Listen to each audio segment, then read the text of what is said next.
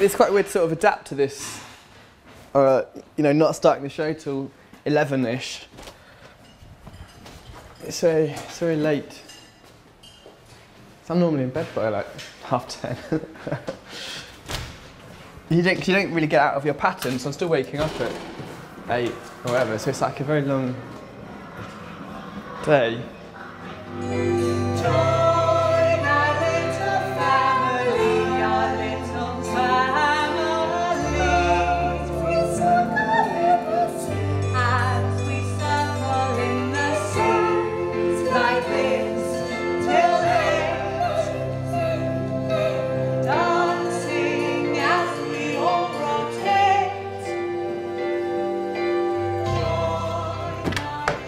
This is my area.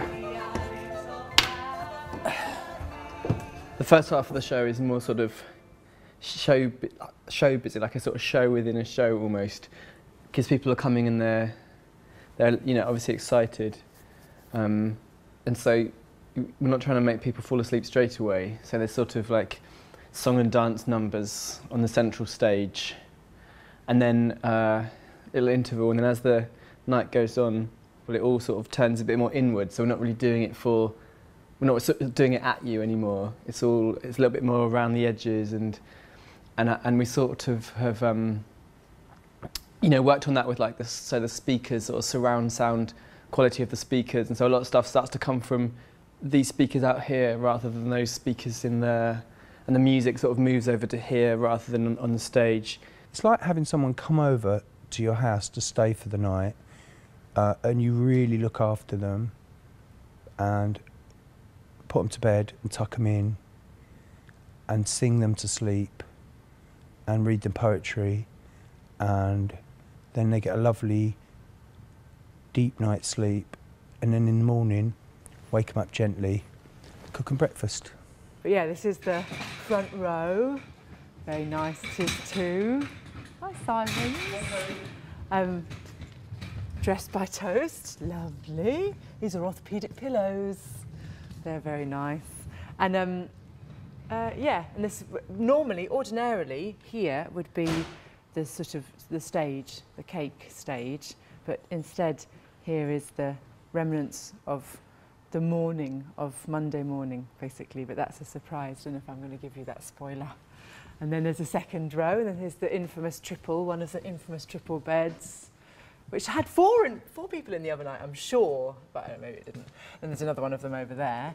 And yeah, what's really nice actually about this, if you look up at the stage there, that's actually the stage, the circular disc that you can see in the rig. And that magically flies up halfway through the show, which is one of my favourite bits actually. Deep and wide it grew by the seaside.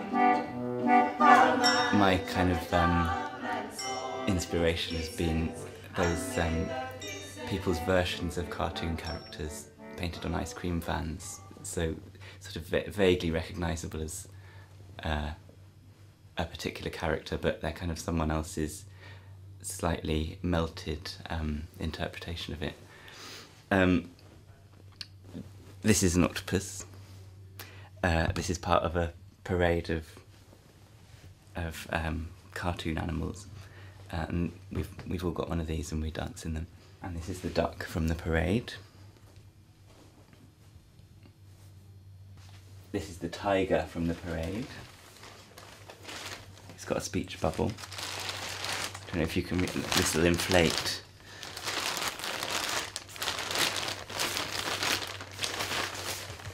It inflates during the show, but I can't turn it on at the moment. As the piece progresses, there's two things happen. One is that you start watching it here in front of you, and gradually it goes up above you till you end up watching it above your head, and actually not really watching it, but sort of half listening to it and then not bothering listening to it, and then opening your eyes and seeing what was going on and then closing. And so there's that movement. And the other interesting movement, as far as I'm concerned within it, is the one that you see that the material becomes progressively more weird, but also less unusual. Reflected twice.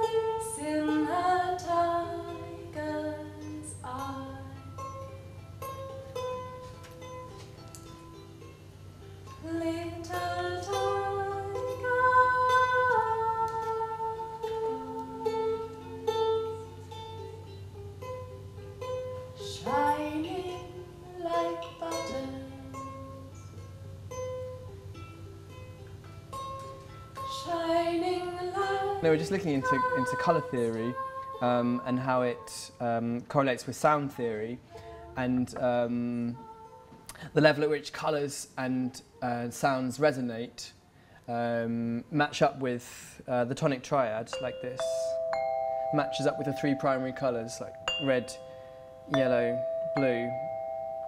And so we found that quite interesting, that this is all to do with harmony and how we perceive harmony and beauty as like human beings, how it affects us. And we sort of don't know why, but we recognise it. And so we're trying to use that in the show by projecting colours, and when you see them, you're hearing the same sounds. So it's like you'll see like a red light and hear this, and then there's a green, so we're playing these two at once to make green, things like that. Yeah, we did a lot of talking at the beginning, sharing ideas. I think maybe things that we each individually would like to see as well in our dreams or before we went to sleep, kind of images that, or things that we would feel safe with, or things that would influence our sleep in a really beautiful, positive way.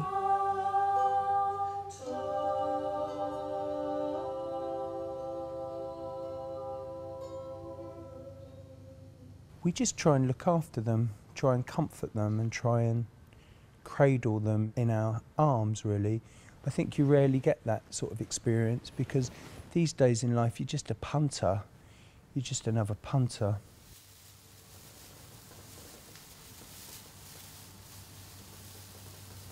Well, in some ways, you know, I mean, there's been quite a lot of talk about, oh, this doesn't really seem like this is a departure for Duckie. But in many ways it's absolutely not, because the audience are so central to the idea, you know, as they are in all Duckie pieces. The audience are the show, and then how the audience meet the material is what's unique about Duckie. Really is their experience. It's about their experience. That's true. In a way that, in more of an extreme way than other shows, I think. It's true, yeah. But then Duckie, that's always at the heart of what Duckie shows are. Yeah.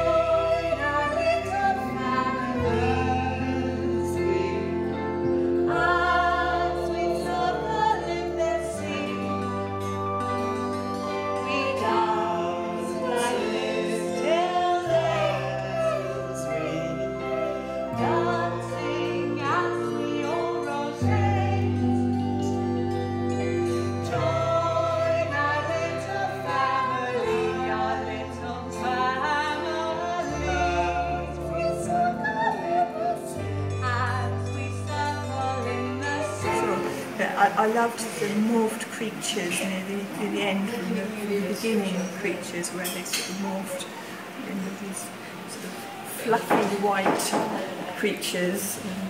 Yeah. They're kind of huge, hairy elephant type, fluffy elephant type things with massive tusks And black hats. floating around.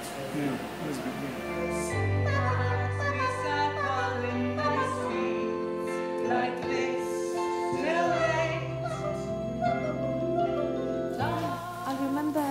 The guys who were sleeping on the bed near, they had puppets and puppet dogs on their bed, so that was interesting. I'll just remember the giggling, because I think we were like teenage girls having a slumber party, and we did a lot of giggling, and yeah, it was fun. Yeah, and also in the morning, looking at each other in the round here, like, did people sleep? How did they sleep? What were they doing? And,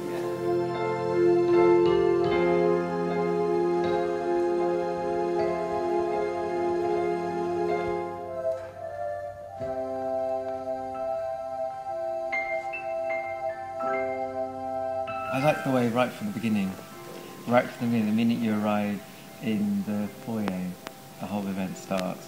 You totally arrive in a whole different world's created right from the beginning.